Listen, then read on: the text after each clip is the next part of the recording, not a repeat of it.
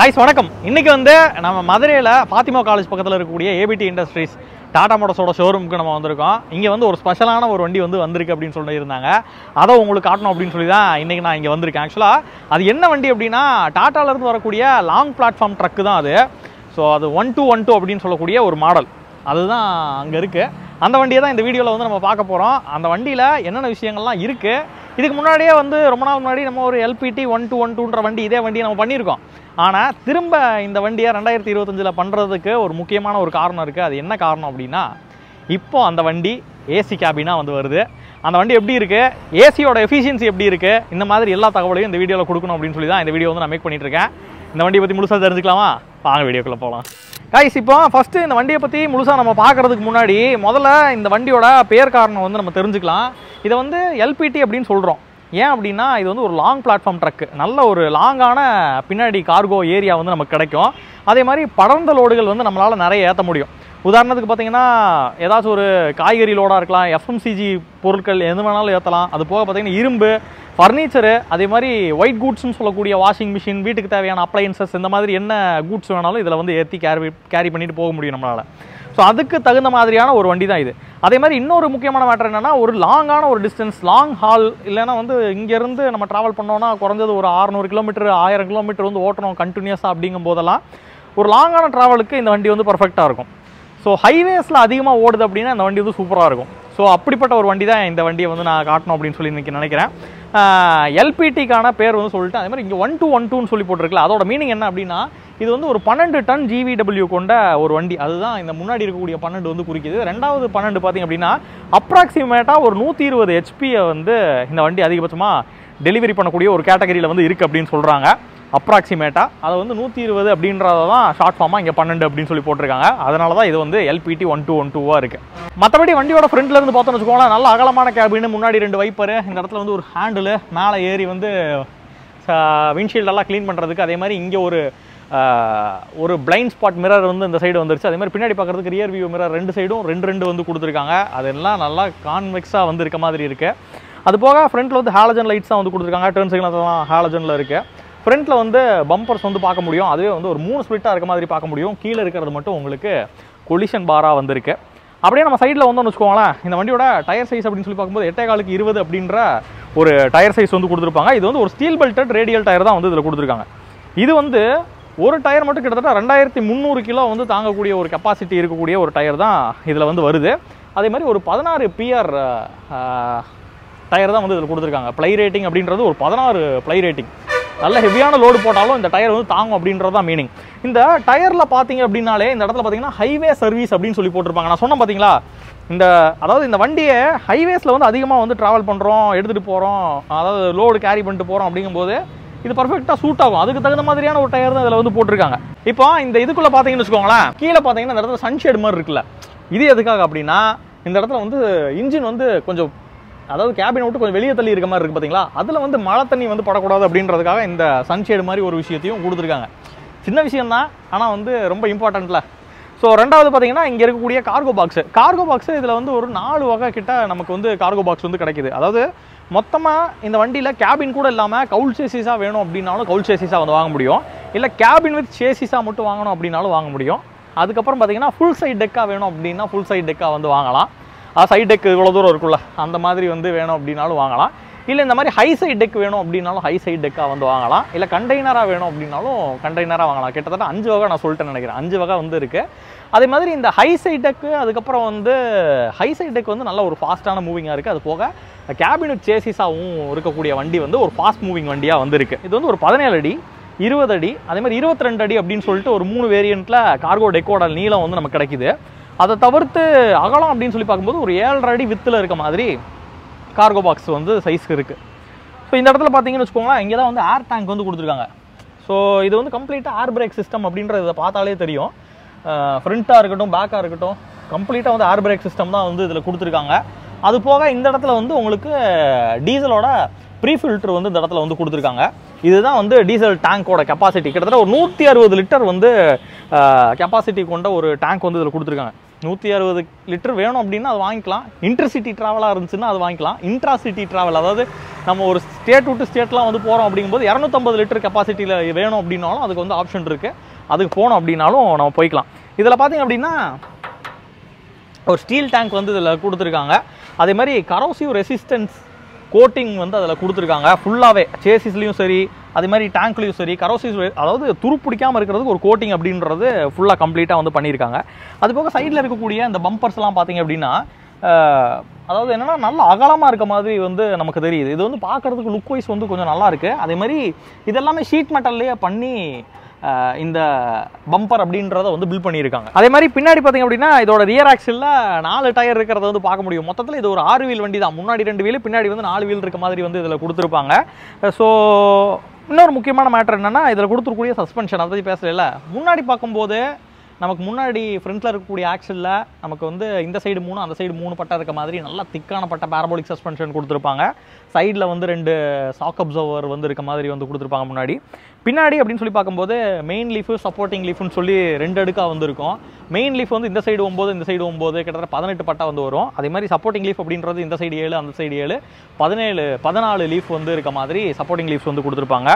ஆக மொத்தம் அப்படின்னு சொல்லி பார்க்கும்போது கிட்டத்தட்ட ஒரு 16, இந்த சைடு 16, அந்த சைடு 16, 32 லீஃப்ஸ் அப்படின்றது இதில் வந்து இருக்குது. இது வந்து ஒரு 7.5 டன் வந்து பேலோடு கெப்பாசிட்டி வந்து இதில் இருக்குது. ஸோ நீங்கள் வாங்குகிற தொட்டியோட நீளத்தை பொறுத்து, நான் சொன்னேன் 17 அடி, 20 அடி, 22 அடின்னு சொல்லிட்டு ஒரு 3 சைஸ் வந்து சொல்லியிருப்பேன்.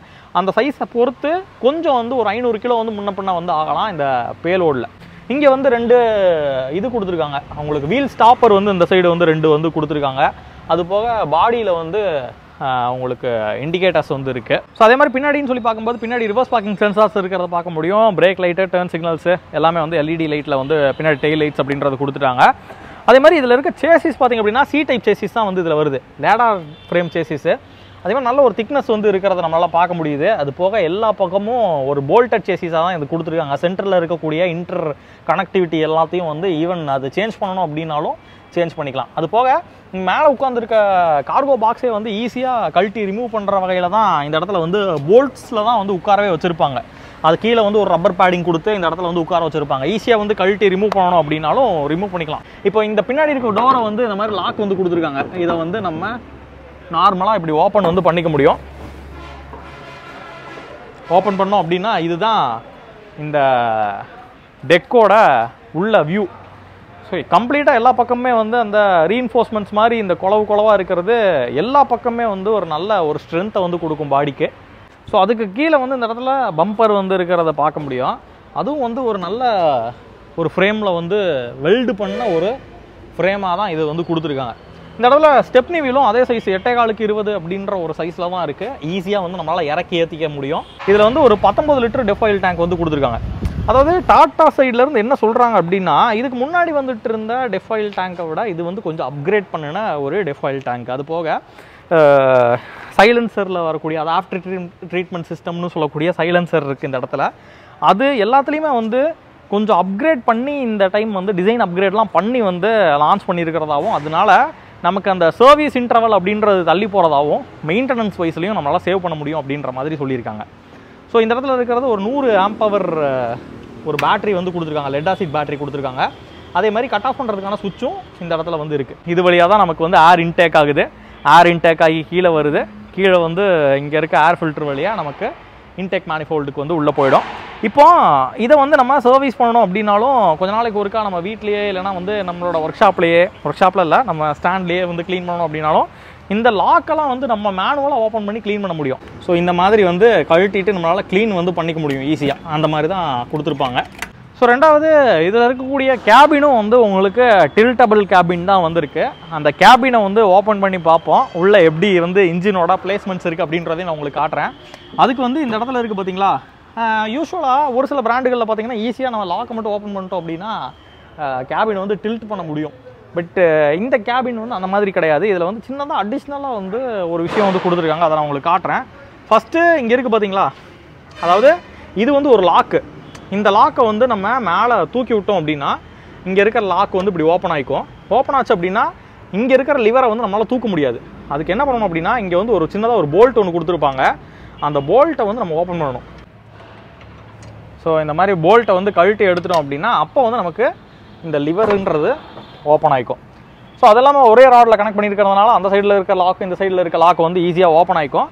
ஸோ அதுக்கப்புறம் வந்து இந்த இடத்துல வந்து ஒரு ப்ரொவிஷன் இருக்குது. ஈவன் அந்த போல்ட்டே வந்து ஒரு சேஃப்டி தான். அந்த போல்ட்டை வந்து கழட்டி வச்சிட்டோம் அப்படின்னாலும் இது வந்து ஓப்பனில் இருந்துருச்சு, ஏதாச்சும் ஒரு சமயத்தில் அதெல்லாம் மிஸ் ஆகிடுச்சு அப்படின்னாலும் வண்டி ஓட்டிகிட்டு இருக்கும்போது லைட்டாக அப்படி பிரேக் அடிக்கும்போது இப்படி தூக்க ட்ரை பண்ணுச்சு அப்படின்னாலும் இந்த சைடு வந்து ஒரு லாக் மாதிரி இருக்கும். ஸோ அதனால் இதுவும் வந்து ஒரு சேஃப்டி வைஸ் வந்து கொடுத்துருக்காங்க. அப்போ வந்து இதை லாக்கை வந்து இப்படி இழுத்துட்டு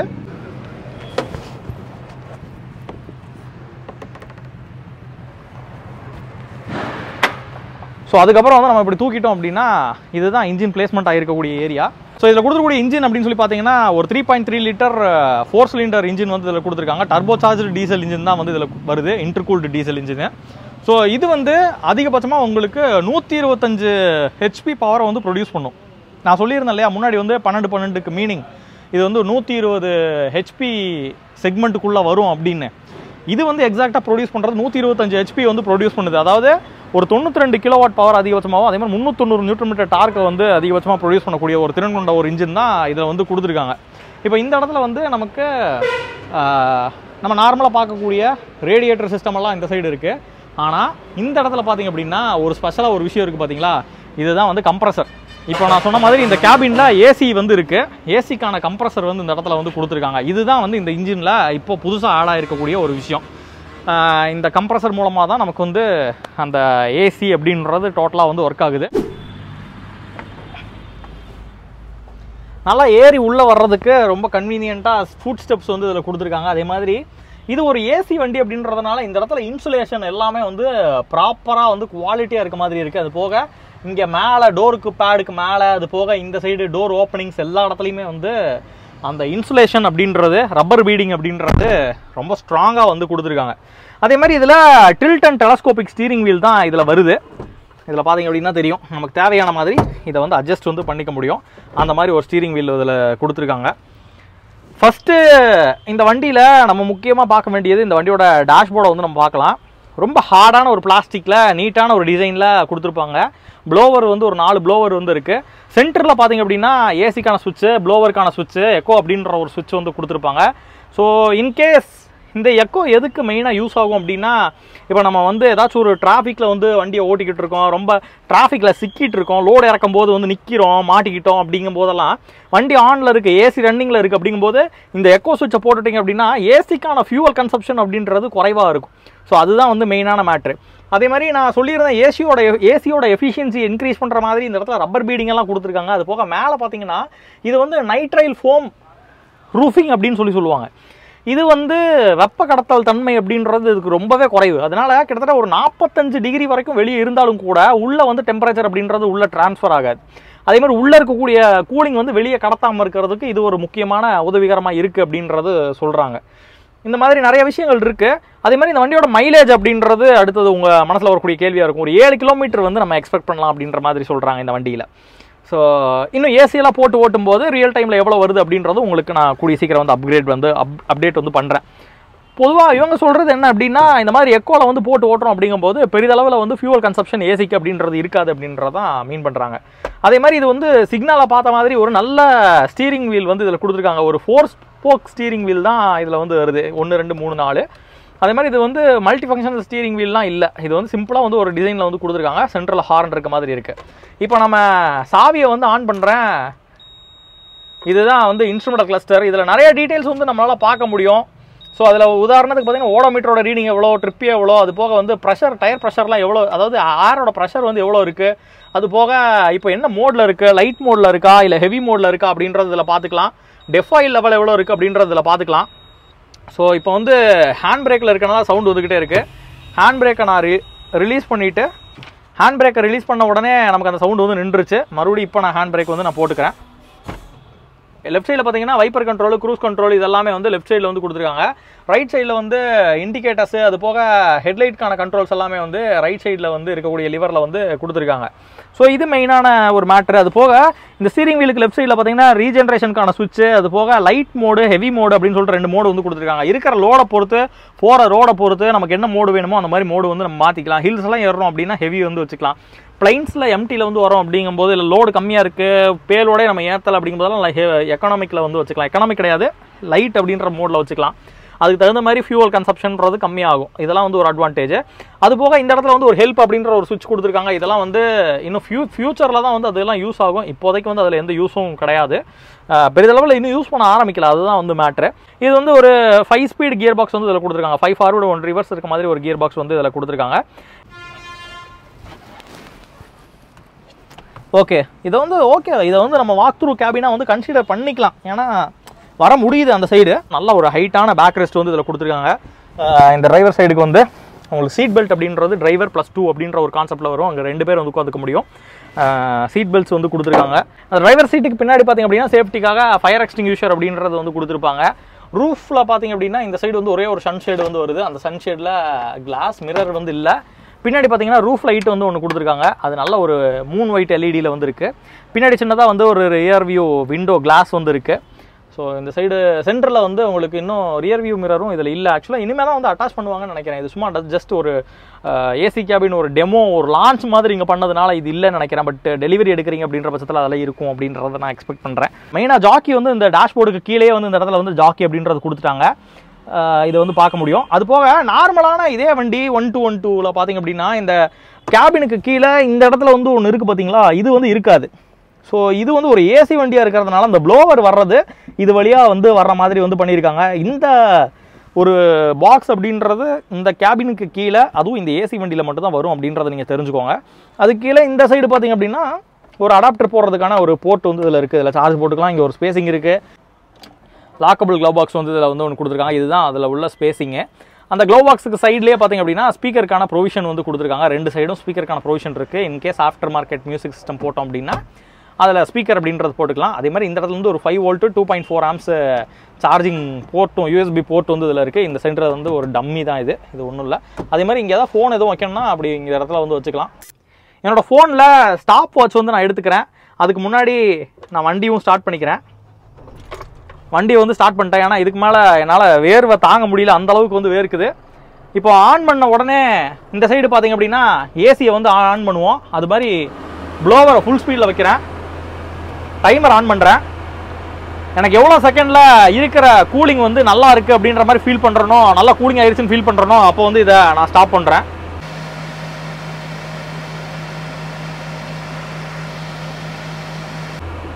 ஓகே, கிட்டத்தட்ட ஒரு 19.8 அப்படின்ற செகண்ட் வரும்போது எனக்கு ஓரளவுக்கு ஓகே அப்படின்ற மாதிரி ஒரு கூலிங் வந்து உள்ளே வந்துருச்சு. ஆல்மோஸ்ட் ஒரு 20 செகண்ட் கூட அதிகபட்சமாக வச்சுக்கலாம். அந்தளவுக்கு ஒரு ஸ்பீடான ஒரு கூலிங், ரேபிட் கூலிங் அப்படின்றது இந்த கேபின்குள்ளே கிடைக்குது அப்படின்றது உண்மையாலுமே நல்ல விஷயமாக தான் இருக்குது. இந்த ministry of road transport and highways இவங்க சொல்கிறதே என்ன அப்படின்னா, இந்த ஏசி மூலமாக இவங்களுக்கு கிடைக்கக்கூடிய அந்த, அதாவது டயர்ட்னஸ் ஆகக்கூடிய டைம் அப்படின்றது கொஞ்சம் தள்ளி போகும். அப்போ இன்னும் கொஞ்சம் வந்து எஃபோர்ட் வந்து போட முடியும், கண் விழிச்சு கொஞ்சம் தெளிவாக வந்து ஓட்ட முடியும் அப்படின்றதெல்லாம் தான் ஒரு முக்கியமான ஒரு சேஃப்டி ஆஸ்பெக்டாக பார்க்குறாங்க. ஸோ அதுக்காக தான் மெயினாக இதை வந்து கொண்டு வந்திருக்காங்க. ஸோ இது கண்டிப்பாக வந்து பயனுள்ளதாக இருக்கும் அப்படின்னு தான் நான் நம்புகிறேன். ஸோ ஃபைனலாக இந்த இடத்துல பார்த்திங்க அப்படின்னா டாடா மோட்டர்ஸோட ஃப்ளீட் எட்ஜ் அப்படின்ற பேர் வந்து இந்த இடத்துல பார்க்க முடியும். அதாவது ஓவர் தேர் நம்மளால் இதில் டெலிமேட்டிக்ஸ் இருக்கிறதுனால ஃபோன்லேயே வெஹிக்கிளை பற்றி எல்லாமே ட்ராக் பண்ணி பார்த்துக்க முடியும். அது ஒரு அட்வான்டேஜ் அந்த வண்டியில் இருக்குது. இந்த வீடியோட நிறைவுக்கு வந்துட்டு இந்த வண்டியோட காஸ்ட் என்ன அப்படின்றத உங்கள் மனசில் வரக்கூடிய அடுத்த கேள்வியாக இருக்கும். இந்த வண்டியோட காஸ்ட் அப்படின்றது 26 லட்சம் ரூபாய் அப்படின்ற வெஹிக்கிளோட காஸ்ட் வந்து இருக்குது. ஸோ இதே மாதிரி தொடர்ந்து இன்னும் வேறு வண்டிகளோட உங்களை நான் சந்திக்கிறேன் அடுத்தடுத்த வீடியோக்களில். நம்ம சேனலில் இது வரைக்கும் சப்ஸ்கிரைப் பண்ணாமல் பார்த்துருக்கோங்க, சப்ஸ்கிரைப் பண்ணிட்டு பாருங்கள். அடுத்த வீடியோவில் சந்திக்கிற வரைக்கும் உங்கள்கிட்ட இருந்து டாடா போய் சொல்கிறது உங்கள் சிதம்பரம் செல்வன்.